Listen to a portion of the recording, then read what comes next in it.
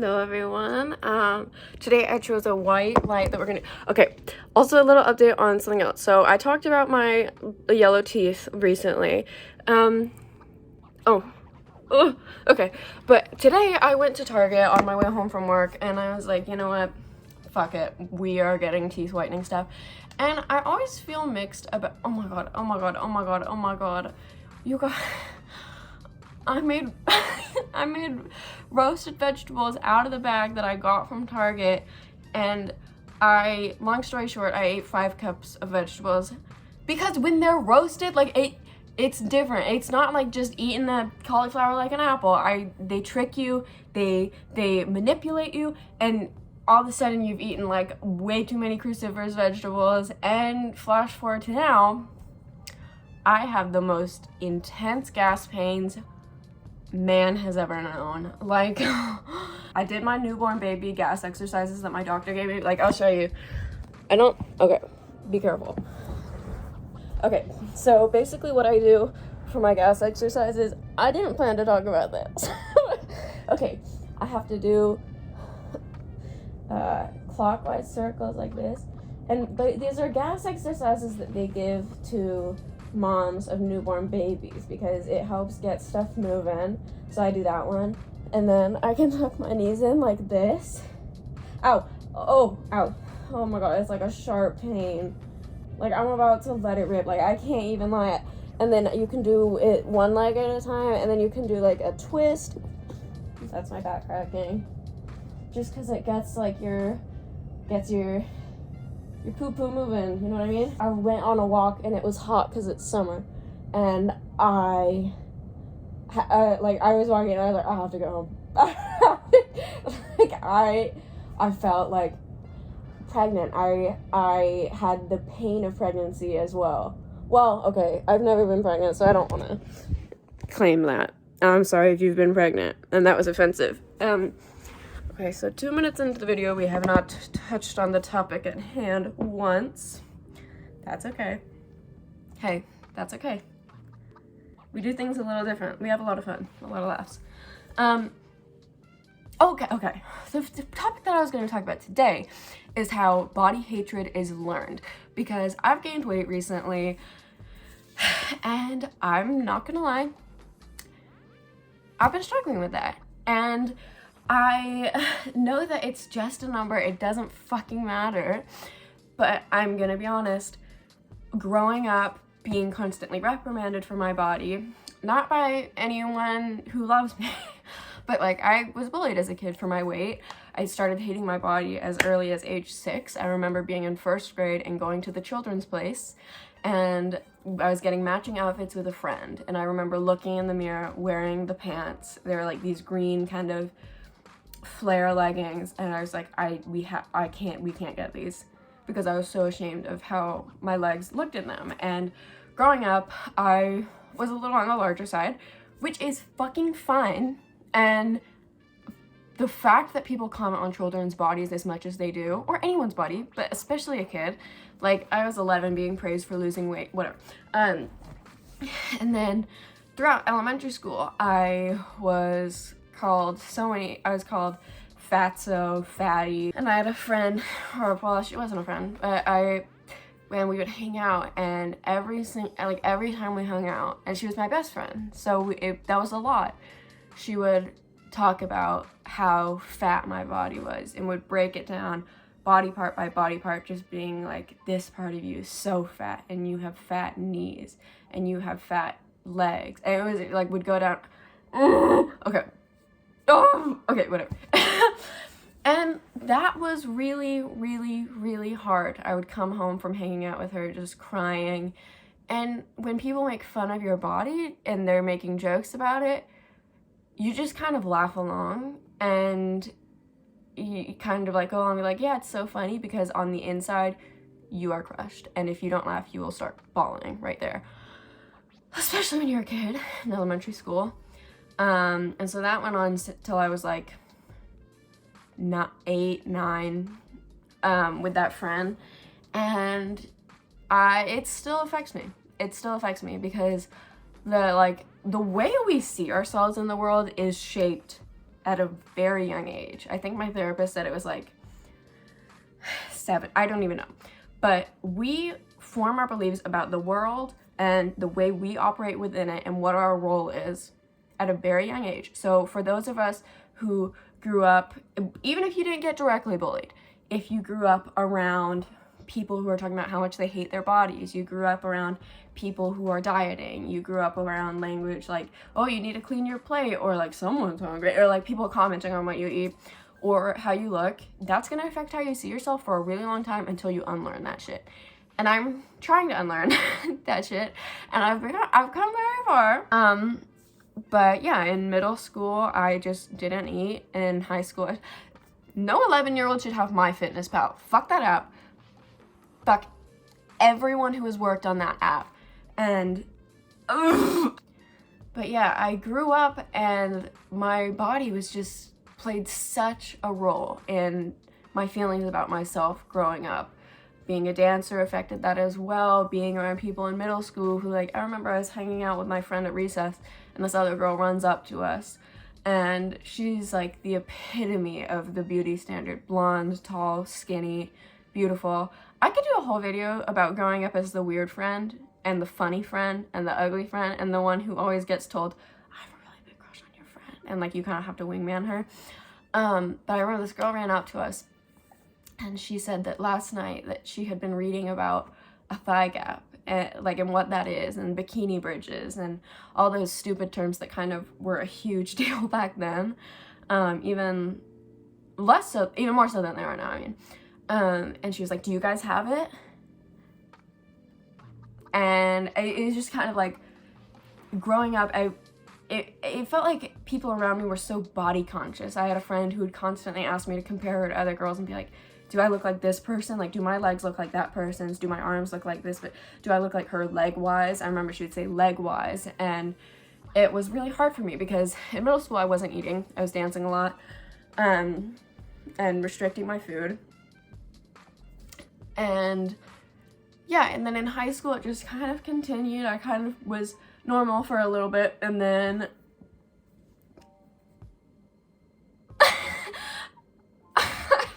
that was a burp. I'm really sorry you had to see that. And then in high school it calmed down for a little bit, and then it got bad again, and then I was diagnosed with anorexia, and now I'm at a point where I have the best relationship with my body that I think I've probably ever had. And even so, it needs work. Even so, I still have disordered eating behaviors. And, you know, I think it's so interesting because we learn to hate our bodies and we kind of take that with us regardless of how our body has changed. So I've been underweight, I've been overweight, I've been at a healthy weight. And it's interesting because that doesn't correlate to what my body image was. You know what I mean? Like right now, my body image is in Poopville, population me. And that's something I've been struggling with because more recently I've curated an online kind of following. Like the people that I follow are very body positive, are very health at every size, are very like, you know, anti-diet. And anti-diet and fat liberation are not the same thing, and neither is health at every size, because that's a whole other conversation. And it's not really one that I should be even starting, but just putting that out there. And also, health at every size can also be deeply anti-fat. Someone commented on one of my videos a bit ago asking if I had heard about the kind of backlash about the term fat phobia. And there's an article by Aubrey Gordon about why anti-fat is like a better term, but yes, I have read that article. I love her writing, and so I'm working on using that instead of the term fat phobia, which I've used in my previous videos. But yeah, so some of those terms can still be anti-fat because there are people who are like, I don't care what weight you are as long as you're healthy. And it's like, okay, well, who is reprimanding or focusing on the health of thin people who don't live healthy lifestyles? No one, because they're thin, so we don't call their health into question because that's what we've been trained to do. We see fat people as unhealthy, thin people as healthy, even though there is very little correlation between weight and health. And also, someone's health status shouldn't influence how we treat them and whether or not we treat them as a human being with feelings. Anyway, I've been on both ends of the spectrum of that. And right now my body is considered overweight, medically speaking, and when people talk about what pound range is healthiest, I'm not in that. And I think lately I've been kind of struggling because I've been around people who openly hate their bodies and who talk about that and who talk about dieting and wanting to lose weight and ways to lose weight and things they're doing in order to lose weight. And that's honestly been really triggering for me. But you know what? Like, I think something I wanted to talk about is, first of all, I think this is such a universal thing. Like, something that I've learned is that so many of us had similar experiences, whether you were made fun of as a kid or maybe you just grew up around people who were dieting, and that's honestly growing up around like anyone, because I hope in future generations there will be more anti-diet parents and more anti-diet approaches, like in schools or at the doctor's office, because weight stigma is seeped into like every part of our society. It's seeped into the actors that we see on TV shows. Like, they usually only look a certain way, and that's something that's been hard for me, is because when I grow up, I'm 20. Okay. We're nearing the part of my life where growing up is grown up.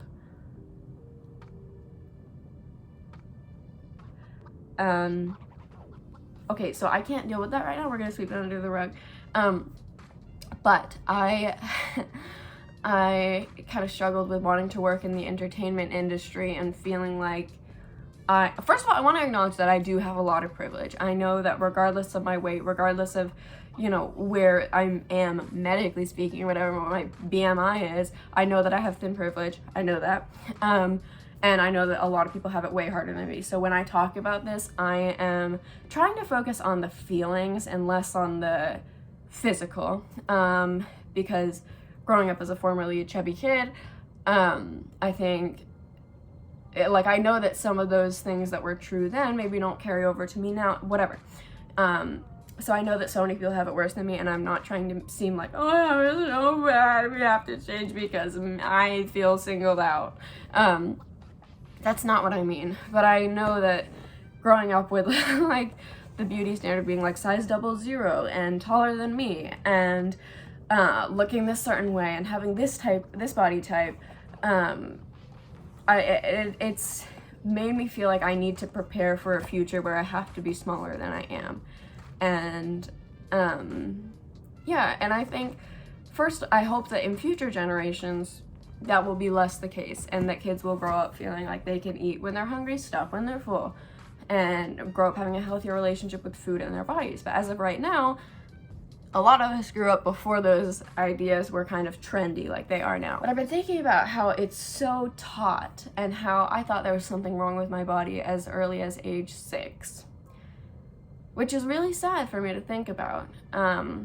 And for it to have such visceral memories of kids making fun of me, of telling me how fat I was, and how all the things that they perceived as wrong with my body. I mean, it's really hard, and I know that I'm not the only one who's gone through that, and that there are people who continue to go through that and who get comments from their families or from their spouses or from, maybe well-meaning friends or whatever about our weights and our bodies, and it really assigns this importance to your body and how it looks that I don't think we should have. It gives us this importance that shouldn't be there, and I feel best when I'm not thinking about how I look at all. I'm not wearing makeup right now, my hair is greasy to the nines, and I feel like I can't really wear makeup. I can't do those things that alter how I look.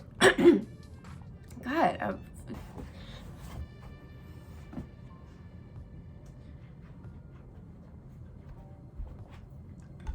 ooh.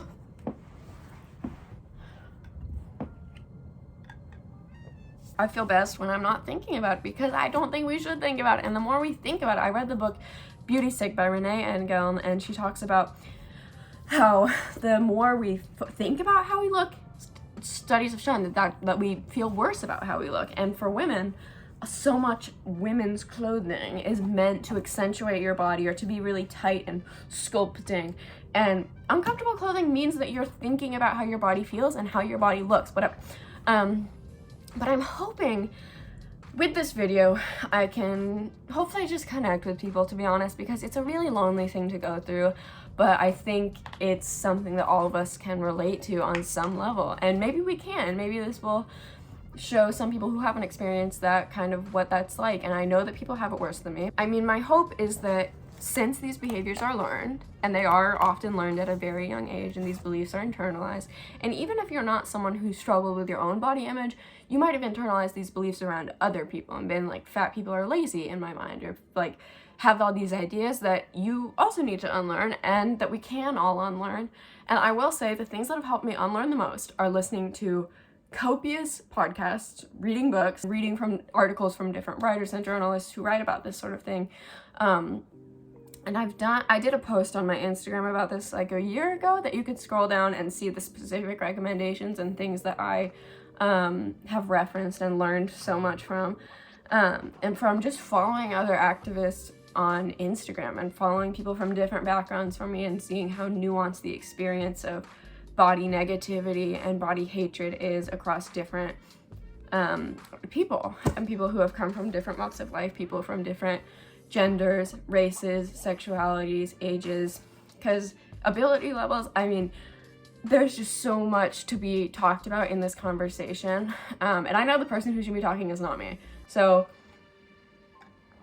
because I know I have a lot of privilege in this category, but yeah, I think there is so much that we can do to unlearn, because even though I'm in kind of dookie doo-doo poop town situation now, I know that I'm in a better place and I have a better response to it because of all I've learned over the years.